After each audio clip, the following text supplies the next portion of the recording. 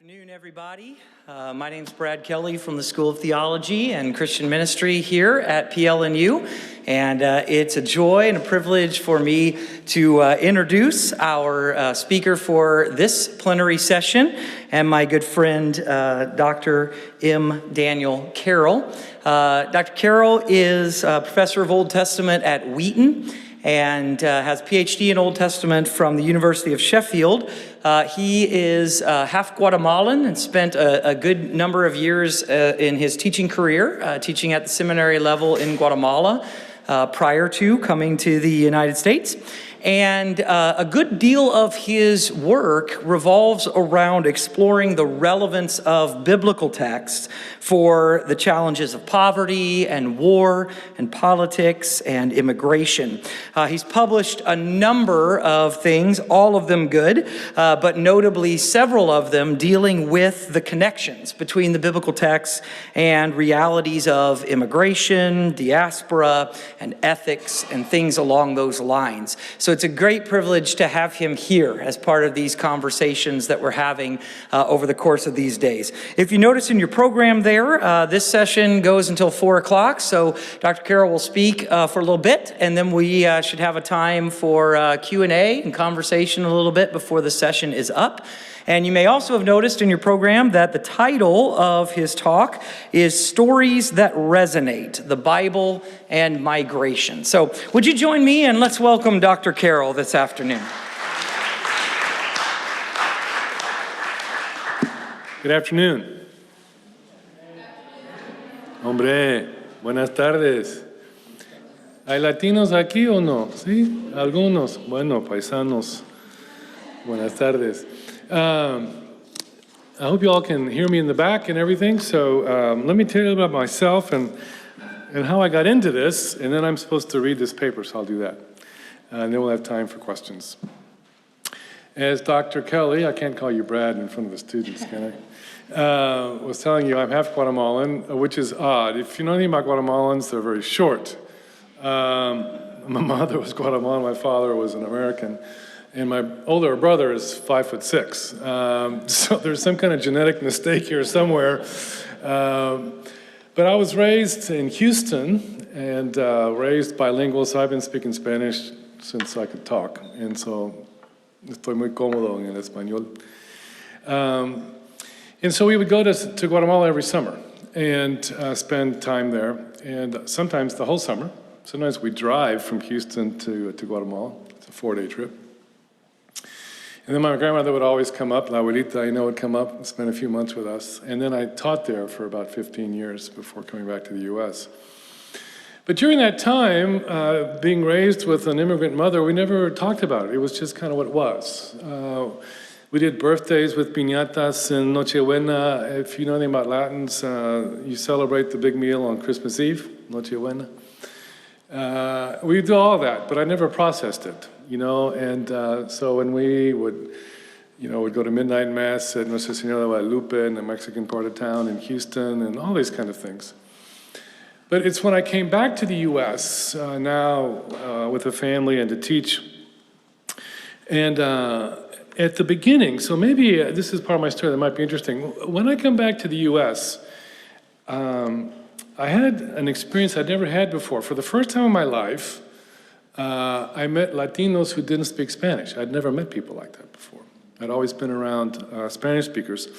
In Houston, our family friends were Cubans. There is a Cuban diaspora, some of you may know. And then I would meet Latinos that spoke kind of a Spanglish. I'd never done that before.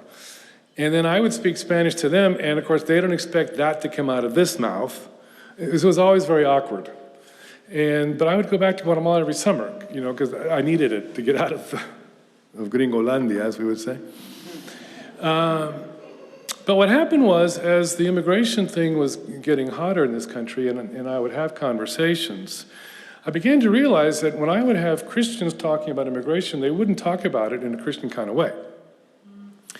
They would talk about things like the economics of it, national security, pressures on the educational system, the hospital impact, healthcare, which are all important discussions. but there was never really a Christian discussion about it. If it was just maybe a verse or two tacked on at the end. So basically their decision was made ideologically, and the biblical part was just an add-on at the end. And so I began to go to and become a member of a Latino church in Denver, where I was at the time. And now all of these questions now had a name and a face to them. They were friends. And people would say things because I look very American, though inside I'm more Guatemalan than I am American. And they would say things, and I would say, well, I'm half Guatemalan. I mean, well. And so that got me into this whole discussion about the Bible and immigration. And to be honest with you, when I got into this thing, I had no idea what I would find. It was just that someone needs to start saying something. And so that's how I got into this. And so I do a lot of traveling and speaking on immigration in the Bible, and have now for about 12 years. And people ask me, why do I do this? Because it means extra work and longer hours. Pero es por mi gente. If you understand Spanish, you know what I'm saying. It's for our people, por nuestra gente. This is why you do what you do. So, what I want to do today, and let me see if this works. Yes, I'm the village idiot when it comes to this kind of stuff, so I'm just happy that things appear. If that's what we can do, that's good. So I want to talk about stories. And I want to begin with the challenges. And I know this can be boring, so I just ask for your forgiveness and your patience. I'm going to kind of read this and inject some stories. Okay, so we'll see how that goes. Difference. That's what this conference is about, difference. It can fascinate us, it can worry us, it can intimidate us, it can motivate us. We can embrace it thoughtfully or with well-intentioned naivete, and even foment tribalism in our advocacy. We can brace ourselves against it or retreat into our tribes, into the safety of the known. Difference is complicated and multifaceted, and any way forward will require dialogue, some push and pull, and pragmatic compromise, which this country is not very good at. And my brief is to explore difference as it's related to immigration. The history of humanity is the history of migration, so the topic isn't new in and of itself. It's as old as time. I have lived for extended periods of time in 4 different countries over several decades. That's the white hair you see. And I have visited many others. And I've witnessed these very same debates from very diverse perspectives with very different histories and cultures. It is all so interesting, and it's troubling, and it's challenging. And as I'm an Old Testament or Hebrew Bible scholar, I'll engage the issue of immigration through a particular biblical text, which we'll get to in a little bit. But I'm also going to weave in my own personal experiences and my background as the son of a Guatemalan immigrant, and as one who lived many years in Latin America, and for over a decade has worked with immigrants and their children from Latin America. We will explore how the Old Testament might function for Latino and Latina immigrants in that journey to a new land in a different world, the difference not experienced by the host country, but by those who come. And hopefully we can have some thoughtful conversation at the end of it. Because of social media, what most often comes to mind in relationship to migration are the dramatic journeys from a homeland to a new country. For those who are not refugees or migrants, the journey is usually conceived as very treacherous. Those on the move can die or be brutalized en route by the hazards of travel, criminal elements, usually coming from the south, drug-related, or corrupt law enforcement officials. Then there's the crossing of the border itself, which brings its own set of dangers. And all this is true, of course. In this country, this framework is especially applied to the southern border with Mexico, which is close to you here in San Diego. There are journalistic accounts of the cruel, sad trek to the border through Mexico and the Arizona and New Mexico deserts. And some of these reports are now iconic, such as Luis Alberto Urrea's The Devil's Highway and Sonia Nazarillo's Enrique's Journey. There is the gripping tale told by the Mexican journalist Oscar Martinez of the title Los Migrantes que no importan, which translated means the migrants who don't matter. The book was translated into English as The Beast, subtitle, Riding the Rails and Dodging Narcos in the Migrant Trail. Now, I assume the title comes because of the infamous train, La Bestia, the beast, that is central to the account. But the translation of the title, which isn't a translation, loses the message about life being cheap as a migrant. More recently, Lauren Markham shares the touching tale of Salvadoranian twins in The Faraway Brothers. To this growing corpus of literature could be added fictional representations, and I mentioned stories related to migration from Latin America because of my own Latino cultural background and experience. And these are among the several that I have read and continue to read, but one could just as well cite accounts of other peoples risking everything to reach refugee camps in Kenya, in Turkey, in Jordan, on getting onto boats in the Mediterranean to land on the southern coast of Europe, or in the South Pacific trying to get entry into Australia as refugees or asylees, and the tales of tears are endless. This literature is impactful, but they represent part of a larger, more complex picture. For instance, in the United States, and most people don't know this, a sizable portion of the undocumented did not come in unauthorized. Actually, over 40% came in legally. They arrive on airplanes or cross the border legally with tourist or student visas, or they enter with temporary worker visas, and then they just stay. They don't return home at the expiration of the permitted time limit. In more precise jargon, overstays have outnumbered those of entries without inspection. More have come in that way than one would expect. In other words, those powerful accounts of the southern border mentioned above simply do not apply. In addition, a percentage come not fleeing evil per se, which is what we see in the media, the violence, which is true, especially in Guatemala, but they come putting their hope in a promised land for a better job, or just a different future for their family, better education. These are different stories of legitimate motivations, but with their own complications. In sum, there is no one way of migrating from there to here. What role can faith play in that move and in the passage from the world back there into this sociocultural matrix?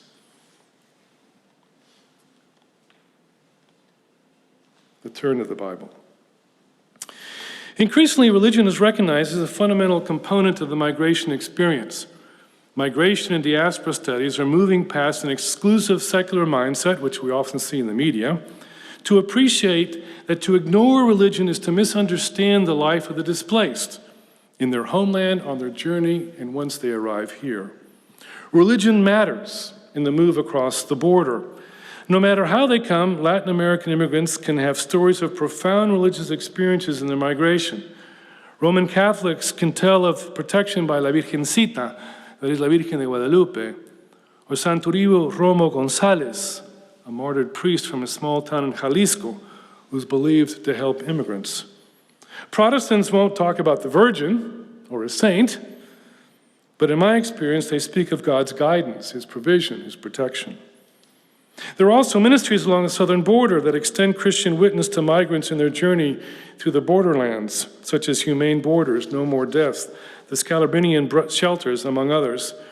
Then there are the individual churches, probably here in San Diego, and religious organizations that receive the immigrants, help them settle in. They house their congregations, oftentimes in the afternoon, and in some cases even offer sanctuary.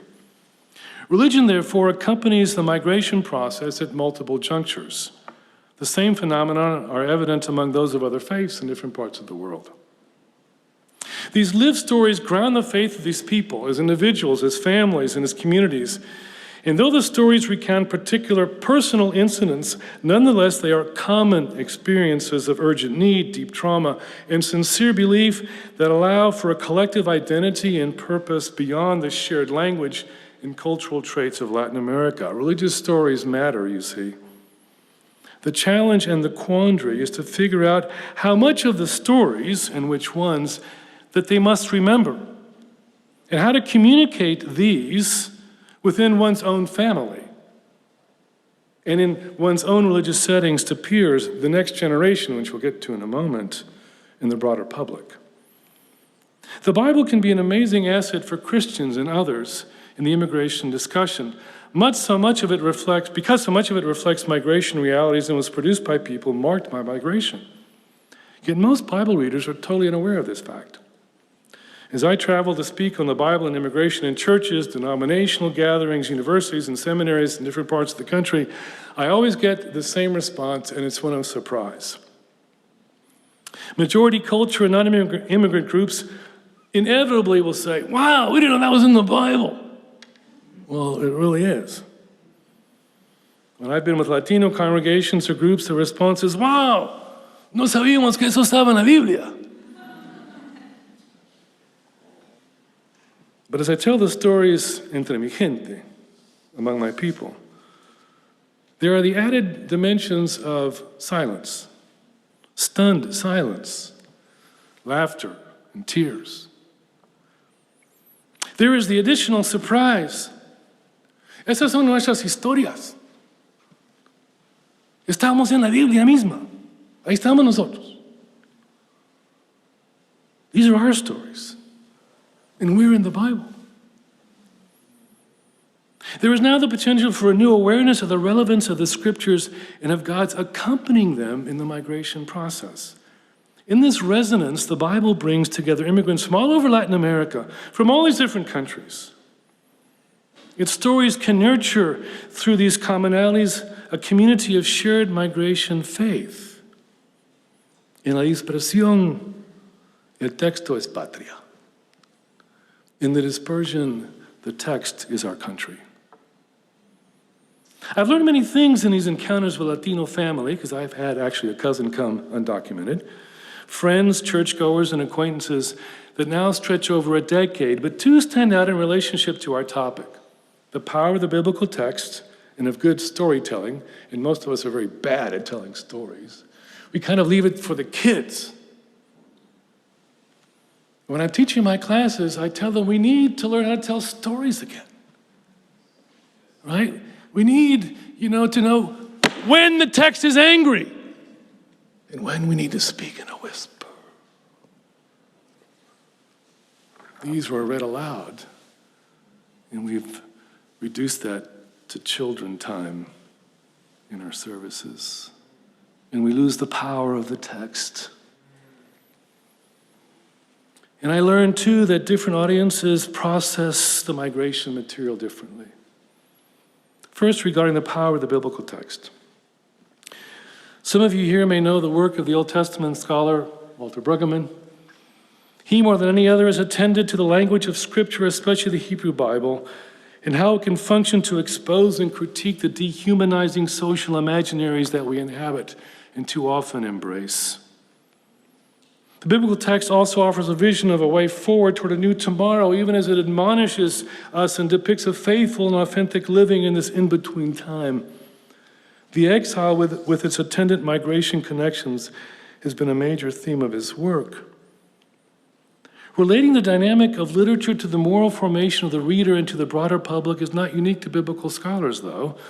One can mention works from different disciplines, both standard and controversial, ranging from Wayne Booth's The Company We Keep to Martha Nussbaum's Poetic Justice, to the contribution of Robert Coles, such as The Call of Stories, or his book Handing One Another Along, to the insights of Marxist literary critics Frederick Jameson and Terry Eagleton, to the rise of human rights novel, to the human rights novel genre, and much more. But sacred texts can yield particular influence when embraced by the believer because they are received as the Word of God. Indeed, a case can be made that the Scripture seeks willing and virtuous readers who desire the transformation that it can offer through its literary power. Second, this interface requires that we read the Bible with a certain lens, a particular set of commitments, por mi gente, and inescapably in light of our experiences and life world. This perspective suggests that immigrants can interact with the text in particular ways. I can say can because I consistently witness that immigrant believers go to the Bible for devotional insight or theological direction and definition, all well and good, but not for making sense of their migration journey. or their migration life through biblical stories.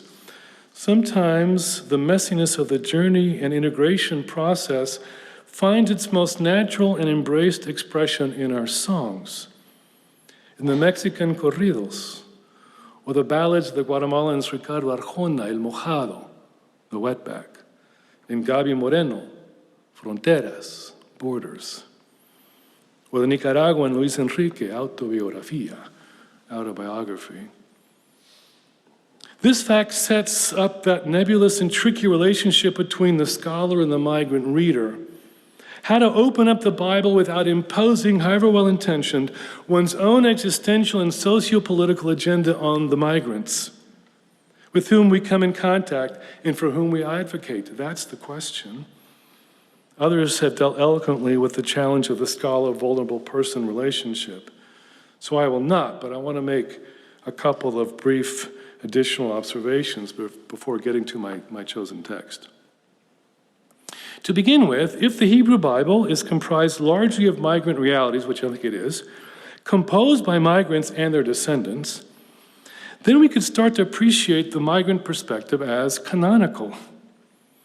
That is, I propose that the more we understand the complexities of migration, the more we get to know migrants and refugees as people, the more we listen to their stories about life with God, the more we will understand the Scripture and God Himself. In other words, the Christian church needs these readers to teach us to reread the canon. I tell Latino groups, La Iglesia Angla nos necesita. The Anglo Church actually needs us. It is a well-known fact that the center of Christianity has shifted to what many label the global South. Perhaps one could add that we might do well to reorient Bible reading to what is arising from the global diaspora. My next observation follows on the first. First-generation migrant circles and 1.5 and second-generation groups are beginning to articulate their faith in ways that must contribute to Christian theology broadly understood. These theological gifts and challenges are not limited to institutions and academic books. They include the voices of the untrained and the vibrancy of the spiritually unchained, of the thousands of local churches in our Latino communities, which are overwhelmingly Pentecostal. And while there are strides being taken in terms of recruiting students and faculty, staff, and administration, maybe we could talk about that here, I don't know this place, as well as in publishing contextual theology, several temptations need to be recognized and avoided. To begin with, the voices of the migrants and their children can be domesticated through professionalization, as they are subsumed into new academic specialties, and it's just another area of study among many others on offer, thereby muting their singular contribution. They also can be co-opted by the agendas of others who appropriate and celebrate what fits into the reigning theological ideologies of the academy, but ignore and minimize the unacceptable, such as the miraculous. Again, our Pentecostalism. Ironically, these voices then are siloed by and in the academy, which might socialize those students from immigrant backgrounds into ways of thinking that at the end of the day separate them from their family and their cultural roots and the life of their communities en lo cotidiano, even as they try to work out their own mestizaje and hybridez in their appropriately authentic role. Their audience now is the academy, and the applause of the elites who control the migration theological process in our institutions. These are ongoing issues, which I am sure are not new to many of you here. How to help and empower rightly, and then listen and learn well. How to put the academy and the wider public into some sort of proper conversation with these voices. Perennial questions. I speak in generalities of a few of many matters, but they must be kept in mind as we proceed. Perhaps a threefold classification by Clodovis Boff, the Brazilian theologian, from many years ago can serve as a helpful reminder. He distinguishes popular theology from pastoral and professional theologies. Please work. Oh, there we go. It's always good when the button actually works. A reading of the book of Daniel. I finally arrived at the Bible itself. This has been a long introduction. My extended introductory remarks, however, are necessary to begin the what, the why, and the how to reflect on migration processes in light of the Old Testament. There are a number of passages that could serve the ends of this essay. Surprisingly, in the Old Testament, there are relatively few accounts of migration journeys themselves. The wilderness wandering narratives appear in Exodus and Numbers. They're mentioned in Deuteronomy. They appear in some of the Psalms. I list some verses here. And in a few verses of the prophets. What is called 2nd Isaiah promises divine help in the return, but doesn't actually describe the return. Instead, biblical texts concentrate on the precipitating causes of migration, usually famine or war, the entry into a new land, or the experiences in that foreign place. Recent Hebrew Bible scholarship on the exilic and post-exilic periods has interfaced the biblical material and archaeological data with various social science disciplines, such as diaspora, forced migration, and trauma studies that would be pertinent to our interests here. These approaches have been employed to good effect in fresh approaches to Jeremiah, Ezekiel, Ezra, Nehemiah, and Esther, along with other books and other portions of the Old Testament, such as the Joseph narratives, that have been dated to these periods and other periods. And a book that fits within this is the book of Daniel. This is the one I've chosen. A number of helpful publications look at Daniel as diaspora literature. They find that it contains, both in the narratives of chapters 1 to 6, the so-called court tales, and the visions of chapters 7 and 12, an anti-imperial thrust that may have served as satirical, what is called resistance literature. It has not always been so in academia. In the past, scholars understood the book to offer strategies for prospering in exile, in part by taking a rather benevolent view of the empire. These matters are wrapped up in debates about the book's genre and provenance, topics which don't occupy us here, which wouldn't be of interest to most of you anyway. But in what follows, I will take it for granted that we are looking at resistance literature. That is the given. I'll also read the canonical form of the book and not venture comments based on redactional reconstructions. The final version is the only version that immigrant communities know and read, so why would I even go to those other discussions if this is about them? The reading that I offer draws from my own experiences in teaching and preaching to Latinos and Latinas, and insights into diasporic readings have been explored by Justo Gonzalez, Luis Rivera Rodriguez, Gregory Cuellar, Francisco Lozada Jr., Fernando Segovia, and others. This text presents the space and the opportunity for conversation on various aspects of the processes of migration via analogous situations. So now, finally, we get to Daniel. I hope some of you know Daniel chapter 1. Yes? Okay, this is Point Loma Nazarene University? Okay. Daniel chapter 1. I hope you know some of it anyway. The book of Daniel opens with the announcement of Judah's initial demise under pressure from Nebuchadnezzar, king of Babylon. The removal of the vessels from the temple in Jerusalem as a sign of submission to the Babylonians signaled the weakness of Judah's God.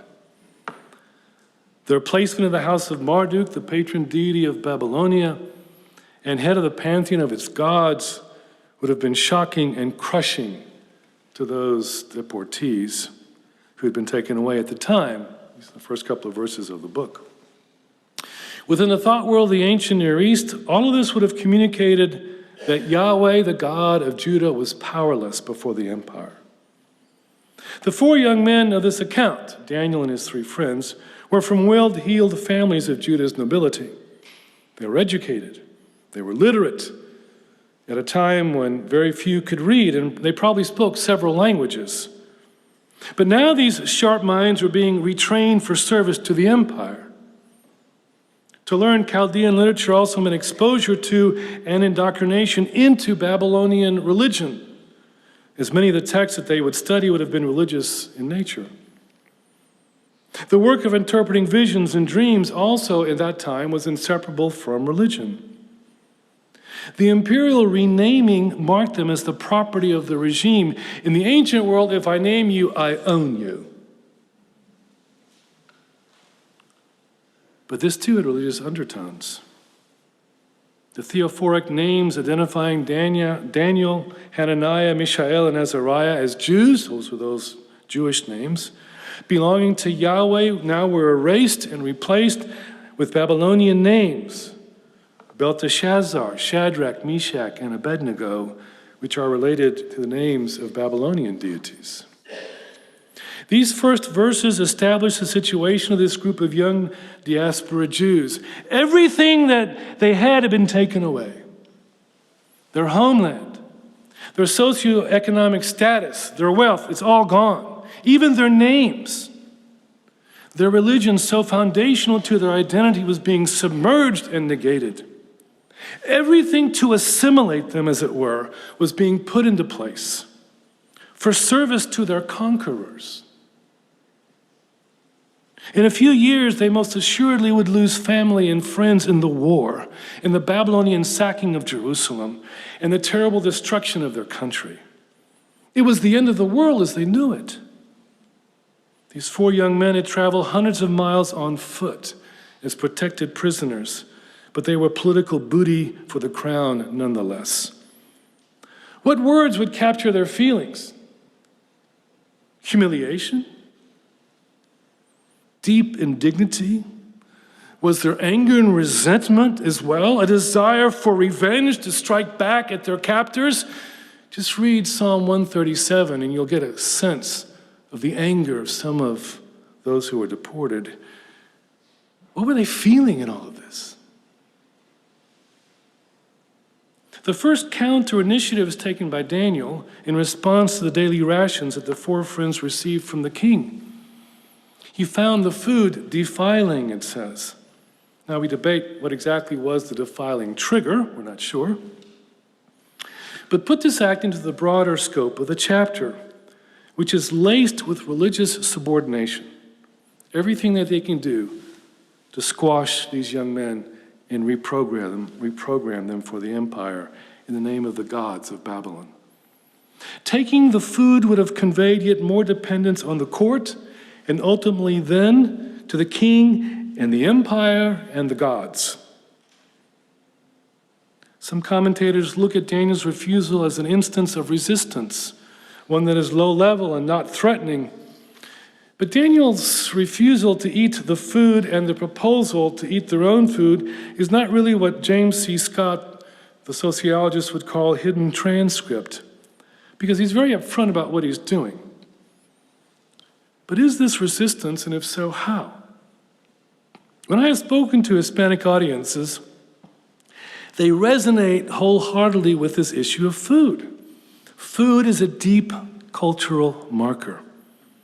Each of our countries has its own plato típico, of which we are proud, and which this host culture has a hard time understanding, let alone savoring, as they are meant to be enjoyed. No pueden saborear nuestra comida.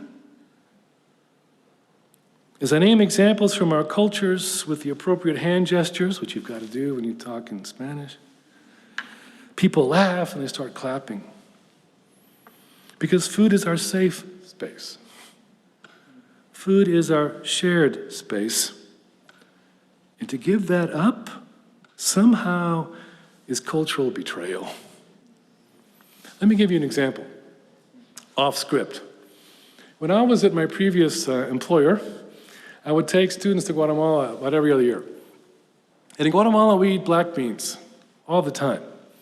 Los tres tiempos, we say, the 3 meals, breakfast, lunch, and dinner.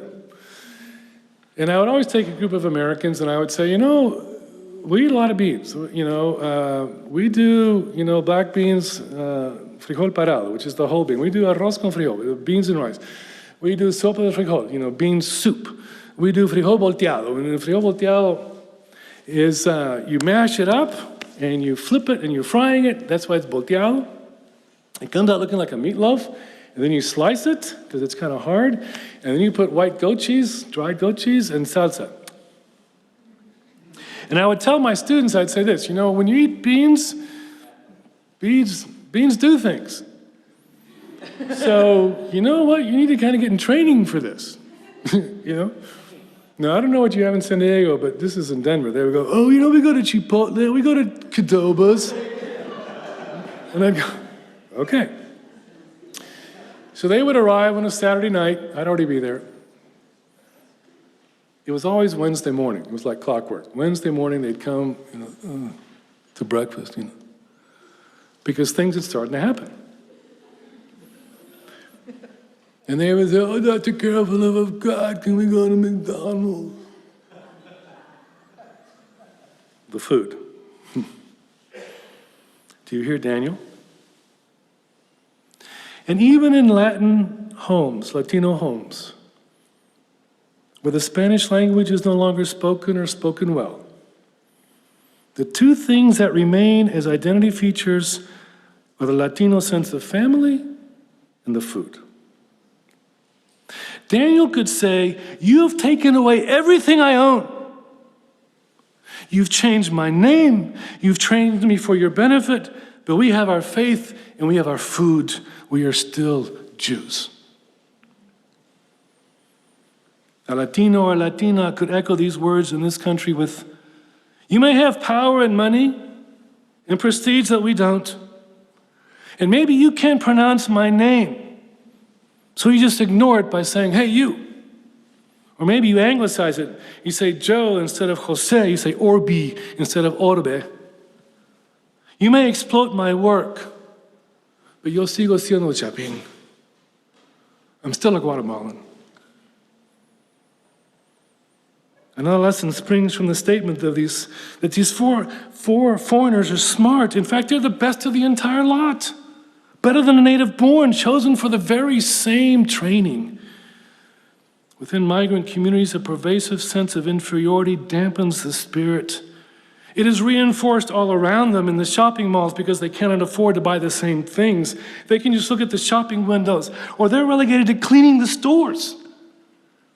In the classrooms where their language skills may not be as sharp as other students, or there is a hint of an accent, where the children have to serve as translators for their parents and teachers' meetings. In many jobs where they are the invisible ones, in the media where Latinos are portrayed as narcos and Latinas as sexy and alluring. I've seen our young people ashamed of their parents, ashamed of their homes, their language, and our culture. The pull to assimilate into Anglo-consumerist environments in which they study and move about is powerful. I see the confusion and the ambivalence and the struggles in this first-generation Latino and Latina college undergrad students there at Wheaton as they wrestle with their Latinidad. How much Spanish does one need to be able to speak to be a real Latino? Do I want my friends to meet my parents? Or visit my house? Can I date an Anglo? But the text cries out, no, we're as smart as the Anglos. We can even be smarter.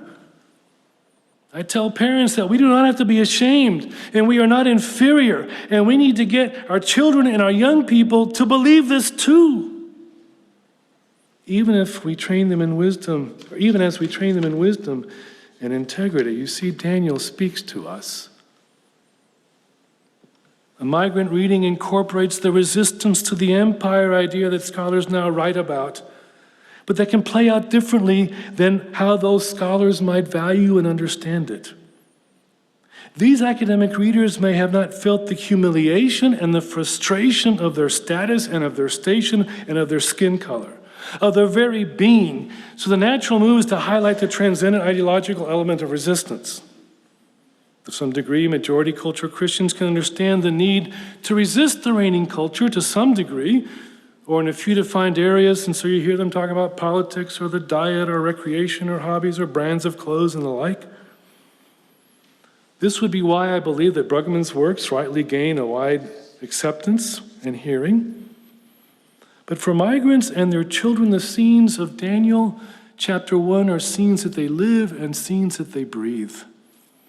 Theirs is the never-ending challenge of negotiating daily their identity and self-worth. The retort might be from the majority culture, but what we do is resistance too. Well, at one level it is. But for Latinos, this process is much more visceral and uniquely personal than what those who have not lived all of this can imagine and feel.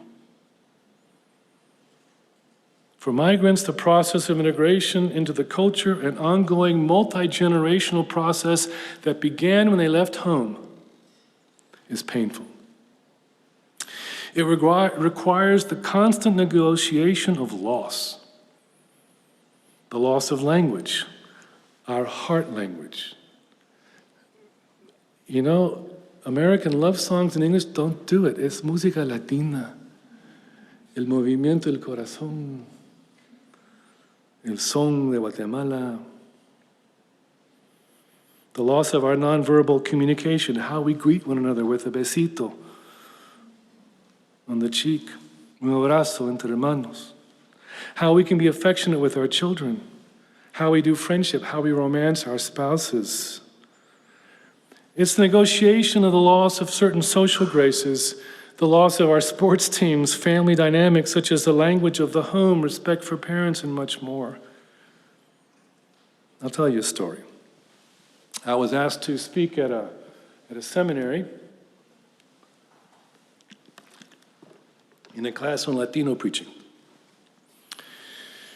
It was a mixed class, and after the class was over, a young Latina came up to me and listened. She says, "All my life I've wanted to be white." And I grabbed her hand and "Hermana, esta piel no cambia. Tú eres morena de por vida. Sister, this skin won't change, you know? You'll be brown for the rest of your life." So her eyes fill up with tears, and she goes, "You know, I've left my culture and I've distanced myself from the family." And then she just stops and she goes, "How do I find my way back?" You're negotiating loss all the time. This is what you see in Daniel. Where do you draw the line? Where do you say no? This, of course, raises the matter of transnationalism within diaspora communities, another huge area of research. But my point in this opening chapter of Daniel is that it is resistance, if we can call it that. But it's also profoundly affirmation that we matter and that our faith and our cultures matter and that it is okay to be who we are. This line in the sand, so to speak, doesn't offer a blueprint about how integration into this host country can be done well. It'll be distinct for every single person, every group and family. When that Latina asked me, "What can I do?" I said, "I can't tell you what to do. Your journey will be different from mine." There is no one-size-fits-all Latino. But this belief, grounded in this scriptural story, can be the start of processing diaspora life differently. I return to the idea that the ongoing migration process takes wisdom and integrity. Wisdom because one has to discern what can be negotiated and how. Daniel could not make any bargains about the fate of his family, his country, or what he'd left back home. He had no say in the choice of the imperial curriculum or in the changing of his name. He could make some negotiation, though, about his food. And his suggestion, perhaps innocuous to his captors and masters, was a profound cultural religious statement from the very deepest part of his being. To make that work before his Babylonian captors and his God changed everything, and it changed nothing. These young men sought to prove themselves before the king and others. So when I have these conversations with immigrant audiences, what I tell them is that we must negotiate because we cannot do otherwise. But we must be true to our identity as Latinos and Latinas and as Christians as we do so, trusting in the sovereignty of God. Like Daniel, what happens here is inseparable from who we were back there, wherever there is. The process of migration is ongoing, as can be its faith basis and growth.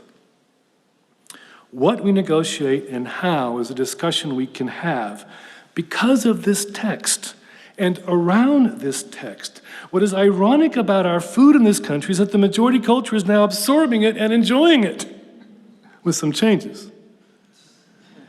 I've been to some restaurants and I go, do you have some salsa? The what? Do you have salsa? Oh, we got that. Okay. So you got to say it with the American accent.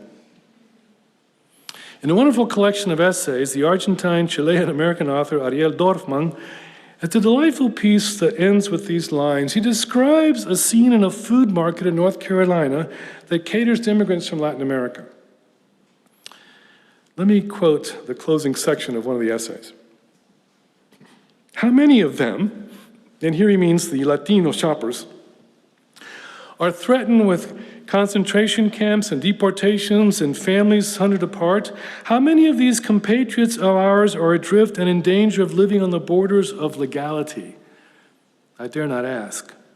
But what is certain, what I proclaim from the haven of this pungent paradise of the store, is that the men and women who make this country work, who build the houses, who pave the roads, who clean the houses and cook meals and care for the children, coming from every one of our 21 Latin American republics and meeting only here in los Estados Unidos de America, what I can unequivocally declare is that they are not going away. Your wall, Senor Trump, has already been breached. Your wall has already been defeated by our peaceful invasion. Along with our food, we are here to stay. Conclusion. It's a daunting task to try to engage migration, or better, the process of migration, or the processes of migration, with our faith. There are so many pieces one can explore, and what I've tried to offer in this presentation are a few reflections on aspects of that complex process that begins somewhere else and lands here and continues. These processes are legal, economic, ethnic, cultural, gendered, and religious. I hope that what I have shared helps make the case that this religious component has much to contribute in these processes. In my Christian faith tradition, this means that we must be in conversation with the Bible. There is no one biblical story or model, though, to which we can appeal or appropriate. That reality makes the Bible a rich resource and engaging conversation partner. What we need are discernment, wisdom, and courage for our migrant journeys and reading of Scripture. I close with a few questions and I'm done. In a world where over 270 million people are on the move, these are numbers from the United Nations, of which over 70 million have been forcibly displaced, what does it mean to be the church? In a world where over 270 million people are on the move and more than 70 million people have been forcibly displaced, what does it mean to be a Christian? In a world with over 270 million on the move and more than 70 million forcibly displaced, how should we read the Bible? That's my last question. Thank you.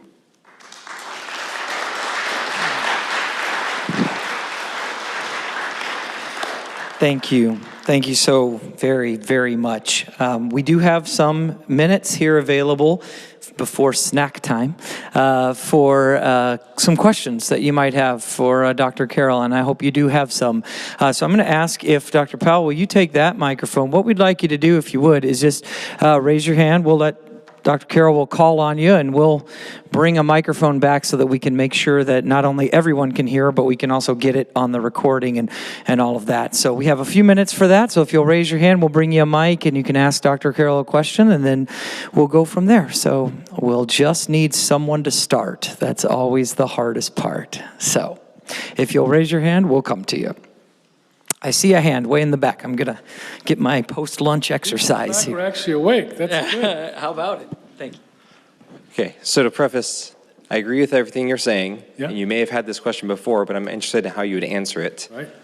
What would be a migrant reading of Romans 13? Well, it's a good question. Thanks. It's a complicated one. I would say begin in Romans 12. And Romans 12 begins by saying, don't be conformed to this world or be put into its mold. And what happens oftentimes is that we are put into the mold ideologically. And if you keep reading that passage in Romans 12, it says, but have your mind renewed. It's about the reading of Scripture. So that's where I would begin. And then what's interesting is you read through chapter 12, it goes then to the spiritual gifts, which all of us have as Christians. And then it says something amazing. It says, if your enemy is hungry, give them food to eat. If your enemy is thirsty, give them water to drink. So even if we think immigrants are our enemies, as Christians, we are beyond excuse. And what I would say, at least one applause. Yeah, that's good. That's good. And what I would say is that, the Christians are in chapter 12 and the government's in chapter 13. And it says, submit to the authorities. And so I would say, if submitting, it doesn't say obey, it says submit. So if submitting means that the law, doesn't work, then it doesn't work, and you submit to the consequences.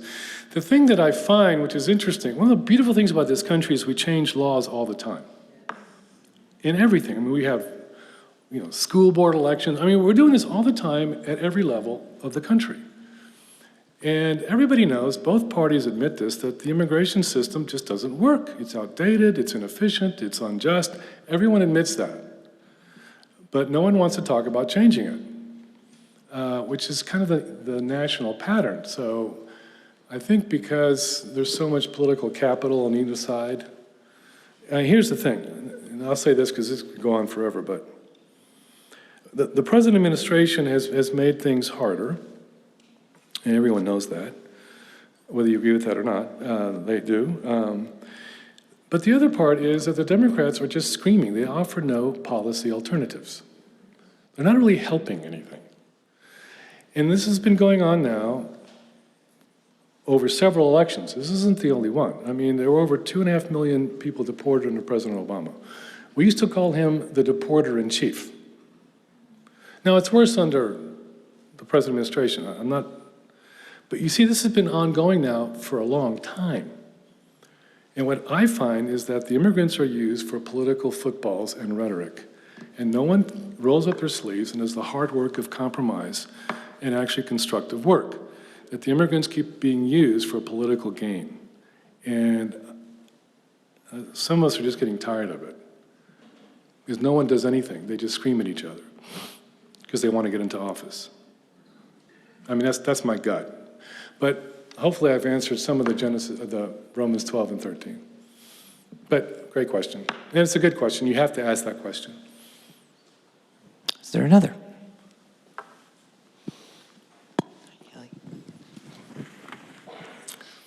You're an Old Testament prof. You can't ask any questions. Well, my area that I work in is contextual Bible study. Okay. And I just finished my dissertation where I read Ruth with Mexican immigrant women. And I want to make sure that I do not mute their voice or co-opt it. What advice would you have for me? I actually wrote a piece on Ruth. I don't know if you've seen it, where I use assimilation theory with the reading of Ruth. What I find is that it's very easy to try to lead them to the answers you want them to have. And sometimes they won't give the answers that you want. Sometimes they'll give you a very traditional reading. But what we want is a real contextual, cutting-edge reading, and they may just give you something regular. And I think it's the idea of being patient. Now, part of it is, if you begin to show them what's in the text, this is what I have found. Almost all the time when I'm in a church, and not in the academy, when I'm in the church and talking to a Latino group, they've never even thought of reading the Bible this way. It's never occurred to them. They've always had like systematic theology preaching or devotional preaching. So the idea of reading it as their own is like a totally new concept. But once you start pointing things out, then it starts to come, because now they begin to see it. So the trick would be to know the story well enough from an immigrant point of view, and Ruth is an immigrant story, clearly. and then just say, this is what happened to her. I'll give you an example. Okay, it's a fascinating story. Do I have a second to kind of tell the story? I love this story. So if you read Ruth, it begins with, Naomi and her family, husband and 2 sons, they go to Moab. So they're the immigrants at the beginning of the story. And the 2 sons marry Moabite women. So that means Ruth and Orpah, the Moabite women, are marrying immigrants. So then all the men die, Naomi's husband and the 2 sons. And so now Naomi says, I just want to go home. I hear it's better now than it used to be. Makes sense. And so, she tries to convince her daughters-in-law to stay in Moab. But Ruth has this fascinating line, I'm going to go with you, and you're going to be my God, you people, my people, I'll die with you. Now, if you read the story, Naomi doesn't say anything. She doesn't say, well, thank you, you know what, we can do this together. Nothing. They arrive in Bethlehem, and the people of the town come out and they're embracing, Naomi. Ruth's not even mentioned. So what was that like? Was Ruth kind of off to the side, kind of awkward? What do I do and what do I say? Her mother-in-law, which is an interesting dynamic, mother-in-law, daughter-in-law, right? Cross-culturally, nothing. So from the very beginning, what you will see is Ruth is very proactive in integrating herself into the culture, and I could tell you all kinds of stuff there. But here would be the question. When have been the times that you've been awkward or felt awkward, where you've been the one left out? Where even those closest to you just ignore you? Can you tell me some stories about that? When in chapter 2 she's working and Boaz shows up and says, who's that woman over there? I've always heard it, well, she must be a good-looking woman or something, right? Well, maybe it's because she's dressed funny. And then it says, the worker says, she's been working all day and never taken a break. They don't know her name. They've probably never talked to her, but they know she's a hard worker. Boy, that gets the immigrant story down pat. They don't know who we are. We're the faceless ones, but we work hard. Have you had that experience? What's that been like? Where you're the invisible one. And that's how I would do it. Just, look, see this time, and just have them tell their own stories. That's how I would do it. But I applaud you for doing that. Is there another? These are good.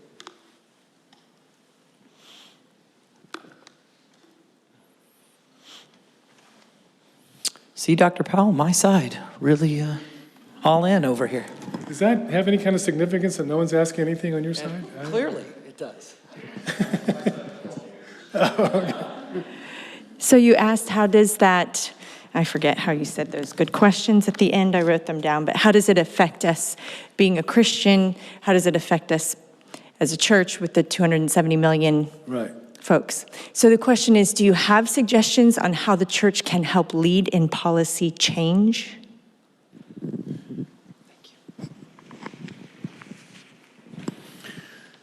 I would say several things, this is not a bullet point answer. I'll give you several things, and each one of them could be a whole other discussion. I think the first thing is the church needs to believe that it needs to be the church. So they need to teach on this. You can't expect people to get mobilized if you never talk about it. We need to be able to learn how to talk about it biblically and get it out of the politics in the front end.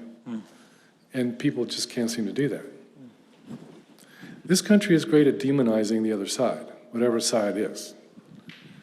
Some of us Christians, we need to go back to the scriptures and let the scriptures speak to us, and then begin to ask the questions. But when I speak, and this happens all the time, after all these years I've been doing this, is that when I have a Q&A after something like this, to this day, I'm talking 12 years. To this day, no one has ever asked me a biblical question. I mean, you did, but you're an Old Testament prof. You'd better ask a biblical question. But to this day, no one has ever asked me a biblical question. What they want to know is, now what do we do? But see, I'm not getting at you, but this is our problem. If we want to think about the Bible seriously, which most of us don't, if we're totally, brutally honest, see, we've made our decision already. We're just looking for some Bible to kind of back up the decision we made on other grounds, is what we're doing. So, what I would do, there's all kinds of Old Testament laws on foreigners. Let's look at those laws and look what God did and the kind of values he was trying to inculcate into his people. And then you begin to see, so what were the motivations behind the laws in the Old Testament? Well, one was, don't ever forget that you were slaves in Egypt, meaning don't forget your history. And you see, we have forgotten our history. We have historical amnesia in this country. So we don't know about what happened to the Irish immigrants. It was terrible. End of the 19th century. I won't go into all the details. But the Irish ghettos in Boston, for instance. But we have St. Patrick's Day, so we all wear green, and then we drink green beer, except here, because you can't do that, right? Well done, well done. Okay, or Oktoberfest, that's the Germans. The Germans were the largest immigrant group in the mid-19th century. We don't know anything about that migration, but we'll do Oktoberfest. See, or maybe Columbus Day, the Italians. We used to call them the WAPs, without papers. And so we'll have Columbus Day, we'll have parades, and we'll all drink red wine or something. And what we've done is we've reduced the historical memory of all the bad things that happened to food and beer. Maybe it's a recipe in your family. My family's Austrian, and at Christmas we do like strudel. And there's a family recipe for strudel and all this, and that's our memories. But that's why God says, don't ever forget that you were slaves in Egypt. Don't ever forget what happened. So the first thing we need to do is to go back to our history, because we just keep repeating it over and over. The only thing that changes is the color of the skin. It was the Chinese at the end of the 19th century. It was the Italians. It was the Irish. So I would say the first thing is learn our history. What I'm saying is, if you want to get engaged, be engaged with some kind of background and information about the Bible, about our history, and then we begin to talk about policy where we can actually say something substantive. And then we have to be willing to negotiate. Otherwise, nothing ever gets done. And that's the notion of democracy. But it would be a long discussion. I would just say, just begin to get back into the text and into our history and begin to learn the mistakes that we've made so we can not repeat them again, which we do all the time. We probably have time for a couple more if there are any. I'd like to hear from a Latino or a Latina, because I see some. There's one here. Very good.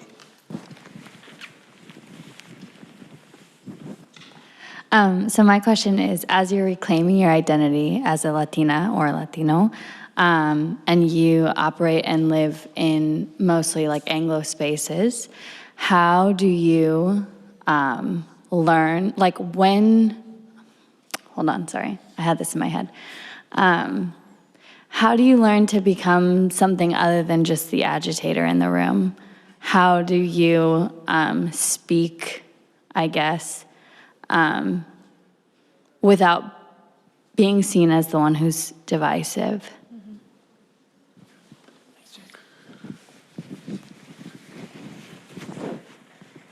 It's a hard one. And I'll be the first one to say that I have it easy.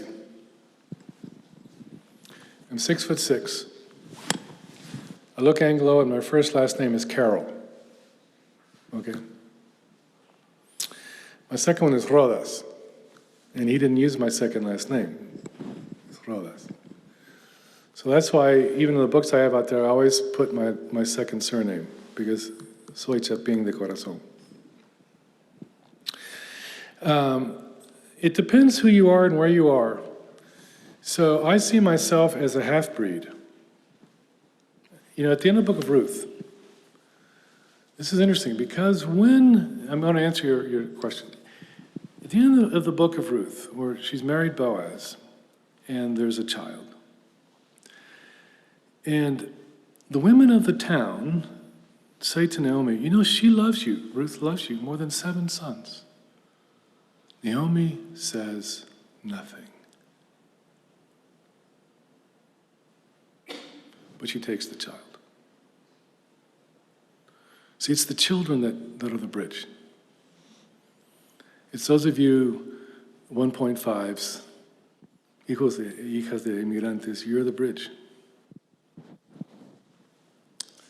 And then what you begin to see is that Obed, the child, is a half-breed.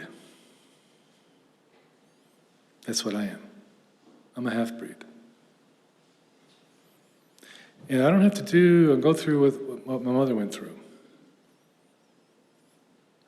So we become the bridge builders, which can be a burden. But, you know, God places us in these places. So you have this idea of, you know, nuestra latinidad, or guatemalidad, whatever your background is. And if you see it as a gift to the majority culture, then it becomes a question of strategizing. So because I have a chair at Wheaton College, that gives me some oomph. So I can use that on campus. I can use that in different places. And when I speak to Anglo audiences, the fact that I teach at Wheaton College, that I have a chair at Wheaton College, that helps me. I'm telling you, okay. So it becomes a question of strategy, you see. So there's this constant negotiation of personal frustration in the moment versus the long road. I'm in an institution. Are you a student or, okay, so I'm in a position you're not. I'm committed to Wheaton College and helping Wheaton to diversify. So I'm on a different trajectory because I'm seeing this takes 10 years, and what I'm working on, let's say you're at Wheaton College, you will never see it because you'll be gone. And so what I tell my students, my Latino students, is you are investing in something bigger than yourself that you will not see. Are you with me? And this is where, do you understand Spanish? Okay.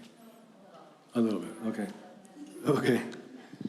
But this is where there's something about us, because we do things por nuestra gente.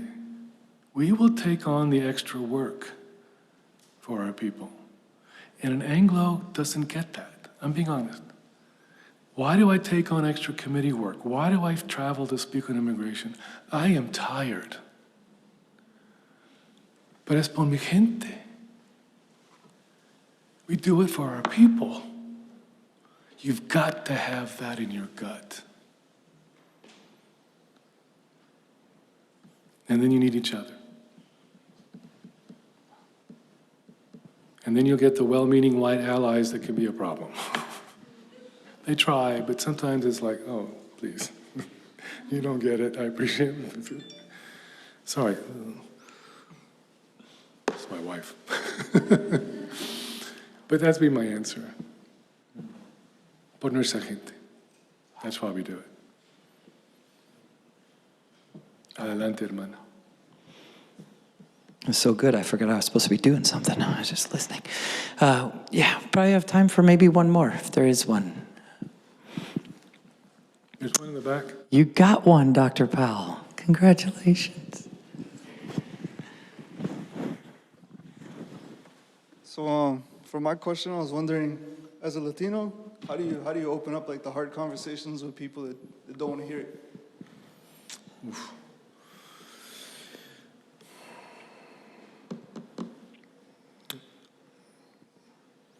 I can't give a recipe, and I don't know this campus.